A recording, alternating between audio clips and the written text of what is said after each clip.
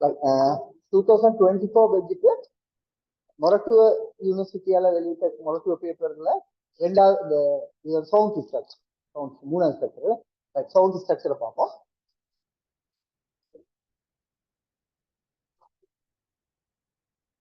அதுல அவங்க மார்க்ஸோட ஸ்கீம் ஒன்று தந்துருக்கு. சில நாங்கள் முக்கியமான விடயங்கள் சரி தேவையான விடயங்கள் தடுக்காம ஓவரால் ஐடியாவோட பார்த்து கொண்டு போவோம் அந்த கேள்விக்கு. ரைட். ரெண்டாவது நான் இந்த பேப்பர் அமைப்புல செஞ்ச ரெண்டாவது போட்டியில ஒரு படம் ஒன்று இருக்கு, சுரமானியோட படம் உண்டு, சுரமானி பெட்டியோட சுரமானி படம் ஒன்று இருக்கு. அதோட மாணவன் ஒருவன் சுரமானியை பயன்படுத்தி இசைக்கதை ஒன்றின் மீடுதனை காண்பதற்கு என்ன பாருங்க. இதுலயும் சுரமானின்னு வந்தா ரெண்டு அமைப்புல பரிசோதனை செய்யற ஒன்று ஒரு இசைக்கதையை வச்சுக்கொண்டு பாரத்தை மாத்திட்டு, அடுத்தது ஒரு பாரத்தை வச்சுக்கொண்டு பல இசைக்கதைகளை மாத்தினாரு. அப்ப எப்பயுமே இதுல இந்த பிராக்டிகல் கைட்ல வார ரெண்டு பரிசோதனையிலுமே கடைசியா செய்யறது நீளம் அளக்குறது இல்லை. நீளம் அளக்குற அளந்து போடுவதுங்கிறது வயசுல வரும், எக்ஸச்சில ஒன்றோ பாரம் வரும் அல்லது வீடுகள் வரும். வீடுகள்னா ஒன்றின் வீடுகள் சரி, அதுக்கேற்ற மாதிரி பார்க்கணும். அந்த ஐடியா நாங்கள் நார்மலா இருக்கிறது. இந்த இடத்துல இசைக்கவையத்தான் தந்துடும், இசைக்கவையில வீடுகளை காணும்.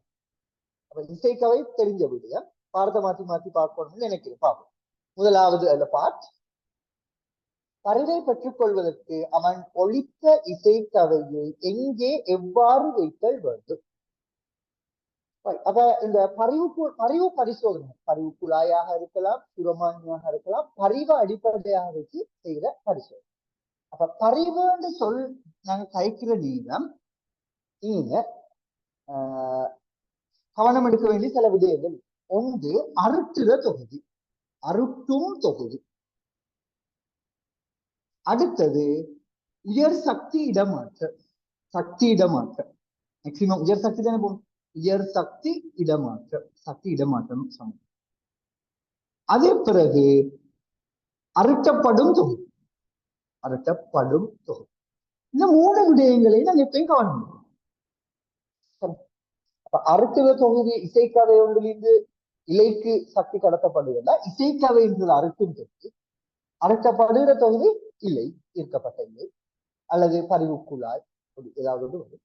உயர் சக்தி இடமாற்றப்படுகிறதுக்கு உரிய சூழல் ஒன்று இருக்கிறாங்க. இசைக்கதை உண்டு, அடுத்த வீட்டுல அதுல செஞ்சேன்னு சொல்லி எங்க வீட்டுல இருக்கிற நூல் உண்டு, அது வெள்ளை. அப்ப அந்த கிட்ட இருக்கணும், அது மாதிரி அதுதான் நாங்க உயர் சக்தி இடமாற்றம் கருத்துல போய். இப்ப பாருங்க, இந்த பரிசோதனையில கூட செலுத்தி ஊசல் இங்க இருக்கக்கூடாது. என்ன பரிசோதனை செய்ய பாற்றம், வாட்டனையும் செலுத்தி ஊசல், பாட்டனும் பரிசோதனை. இந்த பரிசோதனையை மேற்கொள்ள செலுத்தி ஊசல் சொல்ற பாரமான, அப்ப அது பாரமான இலையா அதிக செய்யக்கொள்ள அடுத்ததுகள் அதிகம். அப்ப அதுல இந்த இலை வழியே சக்தி கடத்தப்படும், உயர் சக்தி கடத்தப்படுது இல்லையா. ஏதாவது ஒரு செட்டப்ல சக்தி கடத்தப்பட மெத்தட் உண்டு. மின்னல் வெற்ற நேரம் சக்தி வளிமண்டலத்துல நடக்கும். இடி இடிக்கிற நேரம் இடியிட சத்தம் மீடுறனும் கண்ணாடியிட மீடுறனும் சமன்டா கண்ணாடி அது வேணும். அப்ப ஏதாவது ஒரு கடத்தப்பட வீடு. அப்ப இசை சுரமானி ஒன்றுல நாங்க உயர் சக்தி இடமாற்றம் செய்யறதுக்கு எப்படி நல்ல எந்த மெத்தட்ல சக்தியை கடத்தலாம் இதை நாங்க கவனம் எடுக்கணும். குழாய் இருந்தாலும் அப்படி. இப்ப நாங்க குழாயில நாங்க இந்த மாதிரி இசைக்கவை வைக்க சொல்றோம். அப்பதான் இதிலிருந்து சக்தி கடத்தப்படுது. அப்ப அத மாதிரி நாங்க சக்தி இடமாற்றப்படுகிற பகுதியை கிளியரா செல்லணும். அப்ப இத மாதிரி பரிசோதனை அமைப்புல கேட்கிற நேரம் இந்த மூணு விடயங்களையும் உள்ளடக்க நாங்க வெளியே செல்லணும். அப்ப அதில செய்யப்பட்ட இசைக்கவை, ஏன்னா அதில செஞ்சாதான் நல்ல சக்தி இருக்கும் கடத்தி செய்யும். அப்ப அதில செய்யப்பட்ட இசைக்கவை எங்க வைக்கிற, எப்படி வைக்கிற கருத்து சொல்லணும். அதே பிறகு எப்படி நாங்க அறுக்கப்படுகிற தொகுதி, அறுக்கும் தொகுதி, அறுக்கப்படும் தொகுதி அந்த அதே மீடுகளுக்கு கொண்டு எப்படி அதிர்வா இல்லையான்னு கண்டுபிடிக்கும். உதாரணம் சுரமானின்னு சொன்னா அந்த கடதாசி ஓடி மேல தூக்கி வீசப்படுற கதையை சொல்லணும், அல்லது உரத்த ஒளி பருவுக்குள்ளாயின உரத்த ஒளி வாரன்னு சொல்லணும். அந்த விடையில எப்படி நாங்க நீளத்தை காண்போம், அல்லது பரிவு நிகழ்வா இல்லையான்னு எப்படி கண்டுபிடிக்கிறோம் இந்த விடயத்தை. சரி, அப்ப பரிவை பெற்றுக்கொள்வதற்கு அவன் ஒழித்த இசைக்கதையை எங்கே வைத்தல் வேண்டும் என்று கேட்கிறது. உயர் சக்தி இடமாற்றம் எப்ப நல்லது? அப்ப அதுக்கு நாம ரெண்டு விட ஸ்கீம்கள் இவ்வளவு காலத்துக்கு வந்த விடங்கள்ல ரெண்டு விட முன்னுரிமைப்படுத்துறோம். ஒன்று வந்து இந்த இரண்டு பாலங்களுக்கும் இடையில இசைக்கதைய ரெண்டு பாலங்களுக்கும் இடையில இலையிலப்படுகிறதுகள் வெக்கினம் என்று ஒரு வீடியோ வந்து கொடுக்குறாங்க. அடுத்தது வந்து ஒரு பாலத்தின் மீது வைங்கன்னு சொல்றாங்க. சொல்லணும் பாலத்தின் மீது வைக்க சொல்றாங்க சில புக்ஸ். பாலத்தின் மீது வைங்க அப்படின்னு ஸ்கீம்ல வந்துருக்கு. அடுத்தது இந்த ரெண்டு பாலத்துக்கும் இடையில சுரமானி பெட்டி மீது இரு பாலங்களுக்கும் இடையே சுரமானி பெட்டி மீது வைக்கும். அப்படிதான் பிராக்டிக்கல் கைட் இருக்கு. பாலத்தின் மீது வைங்கன்னு சில புக்ஸ்ல கொடுத்துருக்கு. நாங்க இனி பிராக்டிக்கல் கைடுக்கு ஏற்ற மாதிரி இருக்கும். இவங்க என்ன பிடிச்சிருக்கன்னு பார்த்து கொள்வோம். இவங்க கொடுத்திருக்கு இசைக்கவையை இசைக்கவை தண்டை, இசைக்கவை தண்டைன்னு சொல்றாங்க. இதுக்கு சொல்ற புயம் உண்டு, இதுக்கு சொல்ற தண்டு. இசைக்கவையில தண்டு, இது புயமா, ரெண்டு கை தண்டு. அப்படி மரம் வரை தண்டு அப்படியா, கிளை அப்படியா, ஏதோ தண்டுன்னு சொல்லிருக்கு. இதுக்கு தண்டுன்னு சொல்றாங்க. தண்டை வைக்கணும், தண்டை வைக்கணும். புயம் வந்து அது சுரமானி பெட்டி மீது வைத்த சிம்பிளா சொல்லிருக்கு. நான் கொஞ்சம் கிளியர் ஆக்கும். இசைக்கவையின் தண்டை பாலங்களுக்கு இடையில் அல்ல பாலங்களுக்கு அருகில் இரு பாலங்களுக்கும் அருகில் சுரமானி பெட்டி மீது வைத்த, அதாவது பாலத்தின் மீது வைத்த என்பதை நோக்கி.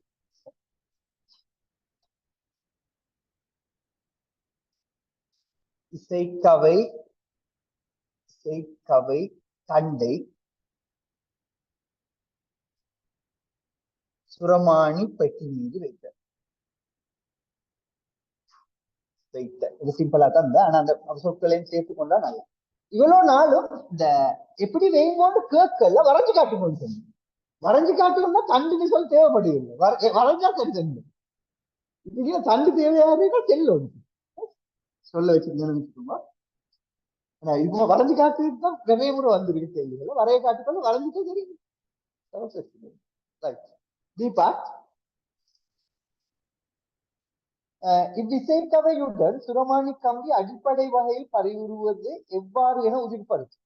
அடிப்படையில பரிவுறுந்து எப்படி சொல்ற உறுதிப்படுத்துற.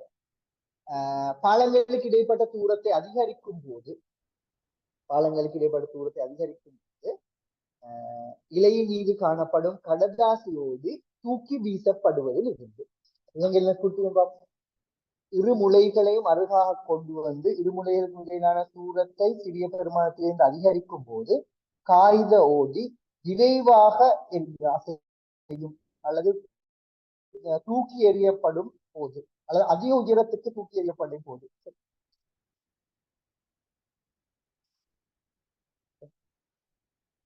ரெண்டு மூணு விடைக்கு அப்ப அது ஐடியா அந்த அர்த்தம் வர மாதிரி கடதாசி ஓடி தூக்கி வீசப்படுற கதை வந்தா தூக்கி வீசப்படும்.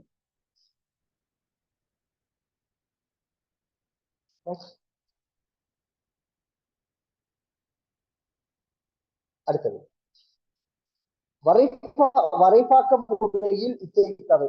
இப்ப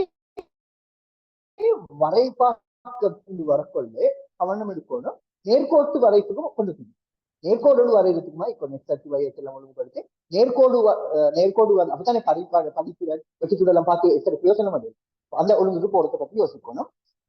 இது வந்து செல்வதற்காக இசைக்கவர் கம்பியுடன் பரிவு பெறப்பட கூடியதாக இருக்கக்கூடிய உயர் சுமை அறியப்படும்.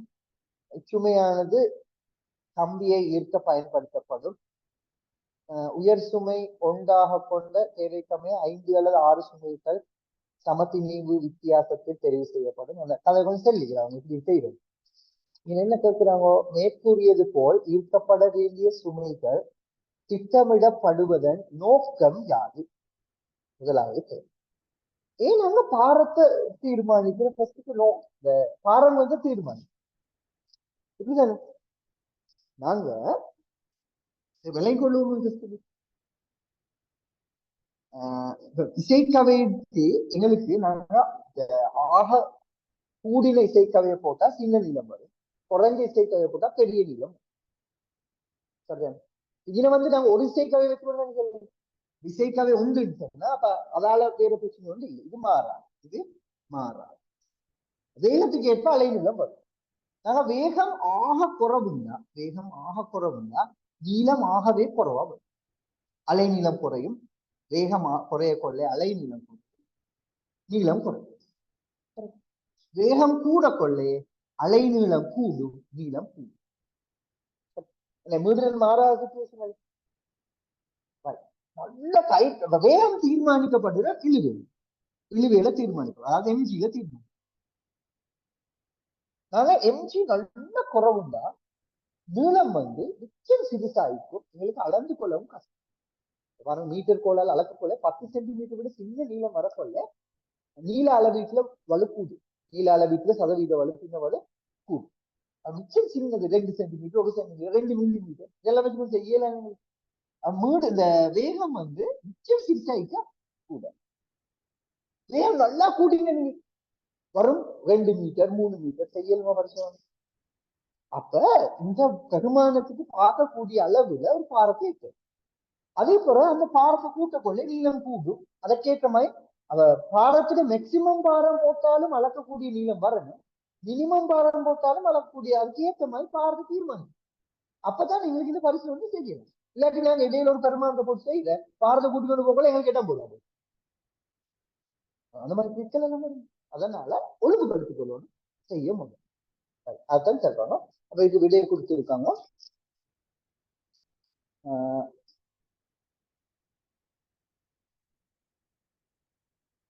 பரந்த வீச்சில் சீரான புள்ளி பரம்பலை பெற.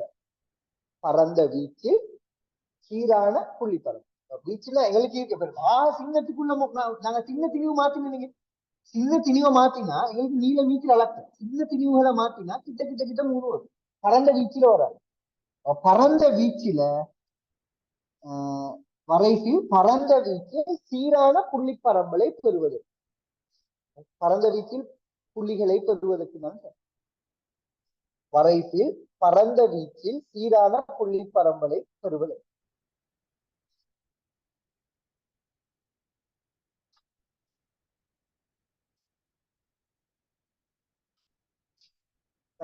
ஏன் அப்படி நாங்க செய்யணும்ன்றதுக்கு ஒரு ஐடியா வந்து மேலதிகமா தரும்.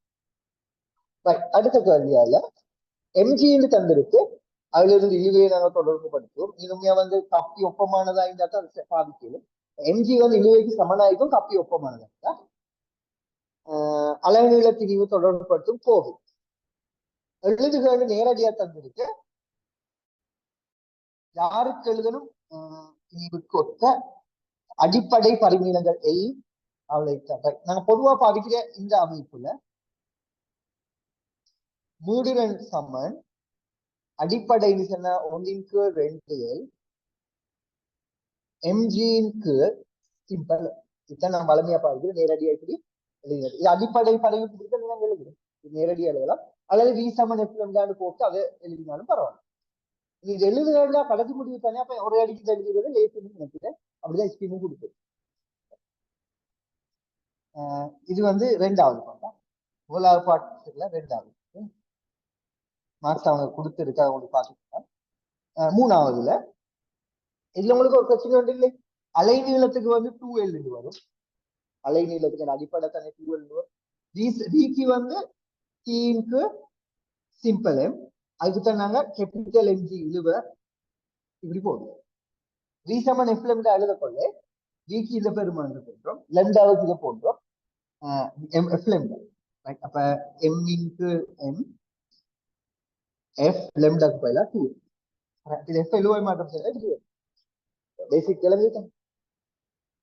அடுத்தது 3வதுல முதலாவது பார்ட், கருதப்படும் வலு பெறப்படும் பரிவு நீளம் எல்லின் வலு டெல்டா எல் ஆனது இரு கூறுகளை உடையது. அந்த வலு வந்து அளக்கப்படுறது 2 பகுதிகளை உடையது. அவை எல்லை அளக்க பயன்படுத்தும் உபகரணத்தில் வாசிப்பு வலு. உபகரணத்துல இழிவெண்ணிக்கை அளவு வலு இருக்கும், அந்த வலுவுக்கு இவங்க டெல்டா எல்1 சொல்றாங்க. இது முந்தி பாஸ்போர்ட் கேள்வியோட இந்த ஐடியா வந்து. அடுத்தது இந்த பாலம் அமைப்புகளும் ஆடுவதால உறுதி இல்லாம அதாலே இன்னொரு வலுவ அளக்குற வலு வேற, அது கருவி இருக்கிற வலு. அது உதாரணமா நீங்க மீட்டர் கோலை பாவிக்காம மீட்டர் கோல் அந்த 1 மில்லிமீட்டர் போடுவ மீட்டர் கோளுக்கு பயில தசமஞ்சி வார மீட்டர் கோலை பாவிச்சா அப்படி நீங்கிற தசமஞ்சி இருக்கக்கூடிய மீட்டர் கோலை பாவிச்சா அல்லது வேணியரை பாவிச்சா அந்த வலுவை குறைக்கலாம், அளக்கக்கூடிய அளவில். ஆனா இத வந்து இந்த வலு வந்து உறுதியின்மையால வர வலுவை டெல்டா எல். கருதப்படும் வலு டெல்டா எல் வந்து ஈர்த்தலுக்கு எச்சுமை பயன்படுத்துகையில் உயர்வடை வலு கூடும் எப்படிகள் வலு கூடும் சின்ன நீளத்தில் அளப்படும். உண்மையா வந்து கேட்டுக்கிறது வலு ஆனதுன்றது பொறுத்தல்ல செல்லணும், வலு வீதத்தை பத்தி சொல்லணும். இந்த வலு எப்படியும் மாறும், சொல்லுல பிரச்சனை வந்து உண்மையா சொல்லணும். இந்த வலுட பெருமானம் எப்பயும் மாறாது, டெல்டா எல் மாறாது. ஆனா வலு வீதம் சின்ன நீளத்தில் அளக்கொள்ள கூட. ஏன்னா வீதம் என்ற கொள்ளை தான் வலுவின் கீழ் வாசிப்பு, சின்ன வாசிப்புக்கு வலு வீதம் கூட, பெரிய வாசிப்பு வலு வீதம். அப்ப என்ன இருக்கு, அப்ப நாங்க விட செல்லணும் எப்ப நீளம் ஆக நாங்க பாரப்பு தணிக்க இருக்கிற எச்சுமை சுமையை கூட்ட கொள்ளை நீளம் கூடும். குறைந்த சுமைக்கு நாங்க எச்சுமையை பயன்படுத்தி உயர்வடை சிறிய சுமை குறைந்த சுமை அல்ல குறைந்த திணிவு சொல்லி குறைந்த திணிவு அல்ல குறைந்த சுமை. இரண்டாவது டெல்டா எல்2வை எங்கனம் பரிசோதனை முறையாக குறைப்பு. டெல்டா எல் எப்படி குறைப்பது, பலமுறை செஞ்சு சராசரி எடுக்கலாம். என்ன சொல்லிக்கிறோ தெரியும், மீண்டும் மீண்டும் பதிவு நிலத்தை துண்டி சராசரி கொஞ்சம் கொஞ்சம் ஆடியத்தால வாரது, சில நேரங்கள் ஆடும் ஆடானிக்கும் அவருக்கு வர பலமுறை பரிசோதனை செஞ்சு சராசரி சரி பலமுறை பரிசோதனை அதே சேர்க்காவைக்கு அதே இதுல பலமுறை. அடுத்தது மேலே C2ல சமன்பாடு ஒழுங்குபடுத்ததான் சார்மாறி சாராமாறிய இன்னும் காணலாம்.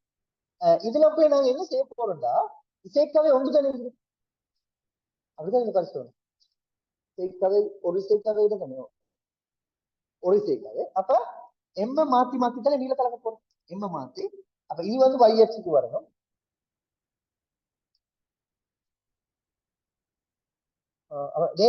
தான் வரல, நாங்க இது இங்க கொண்டு போவோம் ஒழுங்குபடுத்துவோம். எல் சமன் 1/2f mg சிம்பிள் வர்க்கிப்போம். வர்க்கிச்சா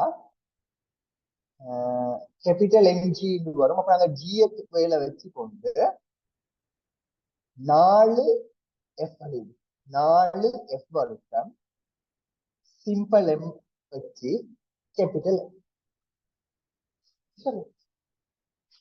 ஓகே.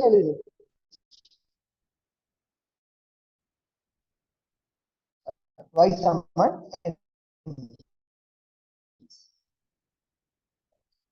சிம்பிள். அப்ப சாராமாறி சார்மாறி இது சாராமாறி கேபிட்டல் எம், சாராமாறி எக்ஸில வாருது கேபிட்டல் எம், சார்மாறி எல் வர்க். அஞ்சாவது கேள்வி, வரையப்பட்ட வரைப்பின் படித்திறன் தரப்பட்டிருக்கு. இன்னும் பாருங்கன்னா படித்திறன் வெளி எம் வர்க்கம் கிலோகிராம் -1 எம் வர்க்கம் கிலோகிராம் -1 உண்டத்தை வைத்து எம் மைனஸ் கிலோகிராம் எம் வர்க்கம் தான் நீளத்திட வர்க்கம்.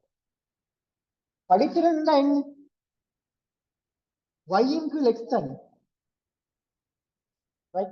அப்ப எம் வர்க்கம் கிலோகிராம் -1.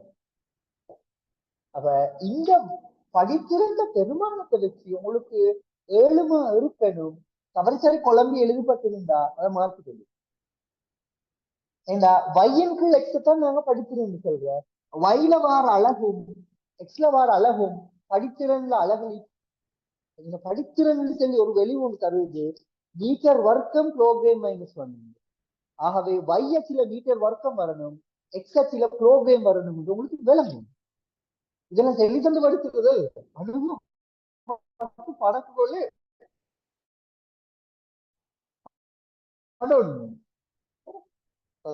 முக்கியமான சந்தலி நீங்க அதிர்வெண்ணை காண்க. அப்ப ஒன்றின் கீழ் படித்திறன் 36 சமன் ஜி 10 எடுத்தீங்க, ஜியின் கீழ் 4 எஃப் வர்க்கம் அலகு நீள திரிவுக்கு 1 தர 10 போடலாம். இதுல உங்களுக்கு பை நெட் 9 எடுக்கலாம். 9 இதையும் சுருக்கினா 9 எடுக்கலாம். அது மேல போனா எஃப் வர்க்கம் சொல்வது 9 தர 10 எஃப் சமன் 300. சரி, எஃப் வந்து எங்களுக்கு எழுதி காட்டலாம் படிக்கிறேன். நீங்க வந்து இது மாதிரி கேள்வி ஒண்ணுல 1 கீழ் 36 படித்திறன் சமன் ஜியின் கீழ் 4 எஃப் வர்க்கம் இந்த எழுதி காட்டிட்டு தெரிஞ்சாலும் இவங்க காண்கன்னு சொல்லி 2 வரி தம்பிக்க எழுதி காட்டி படித்திறன் சமன் ஜியின் கீழ் 4 எஃப் வர்க்கம். நாங்க படித்திறனை கண்டு இருக்கு அது இதுக்கு சமன் விளங்கி இருக்குன்றத காட்டிட்டு செஞ்சா மார்க்ஸ் தவறு. சரி, 2 மார்க்ஸ் கொடுத்துருக்கோம், இதுக்கும் 1 மார்க்ஸும் இது விலைக்கு 1 மார்க்ஸும் கொடுத்துருக்காங்க. இந்த மார்க்ஸ் இல்லாம போயிட்டு சில நேரம் இதை மட்டும் பார்த்தா சிலவங்களுக்கு விளங்காது. சாரி என்ன போட்டு சில அதுக்கு மனசுக்குள்ள அதுக்கு ஒரே அடி வீடியோ போட்டுட்டோ பழக்கம். அதனால 2 மார்க்ஸ் பிரிச்சு கொடுத்துருக்காங்க. எப்ப இருந்தாங்க எழுதி காட்டி எழுதுறது நல்லது. விடயம் அத ஸ்ட்ரக்சர் எஸ்ஐல விடை எடுக்க அவசரப்படவானா எழுதி காட்டி செஞ்சுட்டு போங்க. எல்லா ஸ்டெப்ஸுக்கு மார்க்ஸை போட்டுட்டோன்னே அநியாயமா மார்க்ஸ் இல்லாம போகும். அவசரமான விடை எடுத்து ஆகும். எம்சிக்யூக்கு பிரச்சனை இல்லை, விடை எப்படி சரி எடுப்போம், விட குயிக்கா வரதை நான் என்ன பண்ணும்.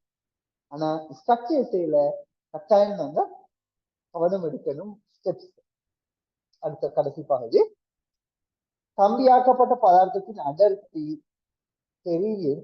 தெரிஞ்சிருந்தா அலகு நீள திரிவை காண்பதற்கு அளக்கப்பட வேண்டிய அளவீடு யாது? கம்பியிட அடர்த்தி தெரியுங்க. அடர்த்தின்னா இதெல்லாம் வெளிக்காட்டு தேவையில்லை. திரிவுக்கு கனவளவு அடர்த்தி. அப்ப கனவளவை எங்களுக்கு எழுதலாம். ஒரு கம்பியாக இருந்தா குறுக்குவெட்டு பரப்பு தர நீளம்.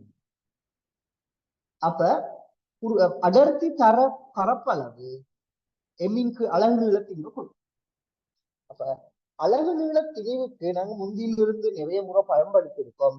அலகு நீள திரிவு என்று சொல்றது எங்களுக்கு அடர்த்திய பரப்பளவால பெருக்கிறதுக்கு சமம். அப்ப உங்களோட அடர்த்தி தெரியும்னு சொன்னா அலகு நீள திரிவை காண குறுக்குவெட்டு பரப்ப காணும். குறுக்குவெட்டு பரப்ப காணியத்துக்கு ஒரு கம்பியிட ஆரையால கீழே விட்ட தலக்கோணும் என்று சொன்னா சரி. இவங்க என்ன விட கொடுத்தீங்க, கம்பியின் சராசரி விட்டம் அல்லது விட்டம். அப்ப இவங்க வேற பெக்கெட்ல தந்திருக்காங்க. பாஸ்பேப்பர்ல முந்தி கொடுத்திருந்த மாதிரி விட ஆரை என்று சொல்லியோ குறுக்குவெட்டு பரப்பு என்று சொல்லியோ யாராவது விட கொடுத்திருந்தா மார்க்ஸ் கொடுக்க வானம். கேள்வியில கிளியரா கேட்டிருக்கு என்ன அளவு எடுப்பீங்க, அளப்பீங்க. எப்படி நீங்க குறுக்குவெட்டு பரப்பு அளக்க போறீங்க? ஆரை எப்படி அளக்க போறீங்க? நீங்க அளக்க போறது விட்டத்தை அளந்து அது இதுக்காக எனக்கு கொடுக்குறீங்க. எங்களுக்கு தேவை குறுக்கிட்டு வரதான் நான் நேரடியா வந்து அளக்கும் அளவுக்கு தானே கேட்டீங்க. ஆகவே விட்டம் தான் சராசரி விட்டம் அல்லது விட்டம் விட்டத்தான் நாங்க எழுதணும். கம்பியின் விட்டம் அது வந்து அது வந்து முக்கியம். பிராக்டிகல் அல்லது உபகரணங்கள் சம்பந்தப்பட்டு வர டைம்ல நாங்க அதை கவனமாக மென்ஷன் பண்ணணும். இது வந்து நேரடியா ஃபுல் மார்க்ஸுக்கு போகக்கூடிய ஒரு கேள்வி, பெரிய சிக்கல் இல்லை. பழைய வந்த கேள்விகள் அடிப்படையா இருக்கு. ஏதாவது சிக்கல் இருந்தா கேள்வி.